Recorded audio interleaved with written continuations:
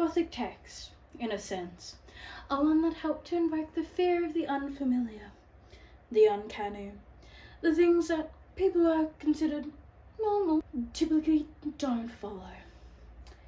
Vampire texts have been a common denominator in constructing desire, as seen in almost every vampire interpretation over the last 100 years. Desire, Gothic can do this well, as seen in Dracula by Bram Stoker, 1897, through the highly erotic, sexual-based desire for a bloodlust. Although, not all our vampires are able to constrain us at themselves as easily as others. It's also presented in a more subtle and confined way, like how Anna Lilia Mupur presents her film A Girl Walks Home Alone at Night from 2014, and how the only vampire seen in the film, known as the girl, expresses her desires with music and subtle hints, and simply just not attacking one man. In order to release desires as to the true meaning of liberating, we can speak to how Lucy acts when she is human, and her contrast to when she is part of the undead community. The concept of a true lady has to be petite and fragile in order to emphasize her angelic nature, much like that of Mina, one considered as the angel of the home, the typical woman, the new woman, unlike Lucy, who was disconnected from being a true lady in this part of the book, as she comes off as a sexual, erotic being, receiving not one, but 3 marriage proposals in one day, only to be killed by a stake in the heart by her own fiancé, as told by Van Helsing himself, the iconic vampire killer out of history.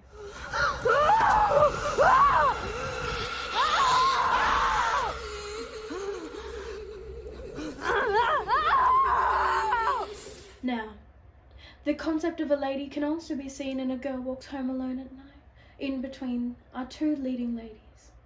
The girl, a vampire, and Attie, a prostitute, one who feeds off of men in a desirable, sexual way, in exchange for money, compared to our vigilante vampire feeding off of the men that destroy the reputation of women, from men that typically are not known for treating women right at all, particularly in that part of Iran, especially during that prohibition time.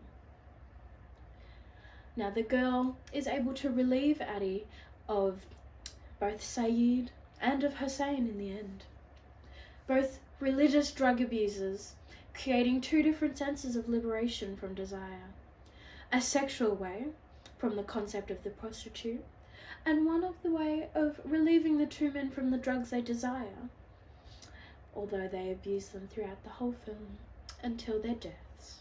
Now, there is some constraint noticed in each text. We see Count Dracula constrain himself from his human buddy Jonathan in the beginning of the novel, taking care not to give in to his vampiric desires too early. Of course, this is a contrast to the women vampires, those who are sexually derived and cannot get over how tasty men must be. We also see this through Lucy's death, and how even when her own husband kills her, he is still told, kiss her upon her dead lips, by Van Helsing, another mention of our iconic vampiric killer.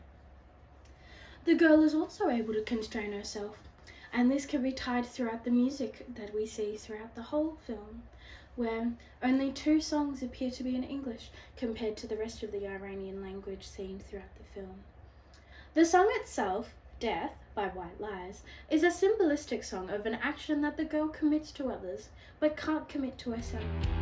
The scenes demonstrated within this song help to show how the girl is able to show off her constraint and be able to not derive herself into that vampiric stereotype, compared to most other vampires who, in this situation, would probably bite the man's neck.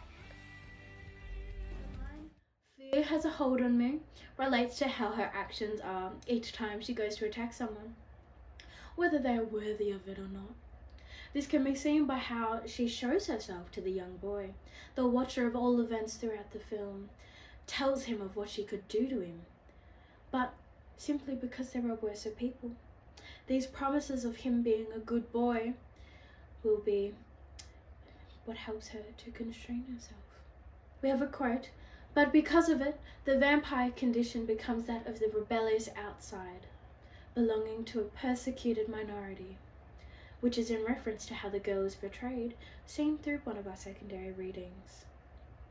Both texts demonstrate the concept of desire in many different ways, both of them elementing on the sexual desire seen throughout vampires and humans alike, while also demonstrating the defensive acts of vampirism and how that can affect the people around them.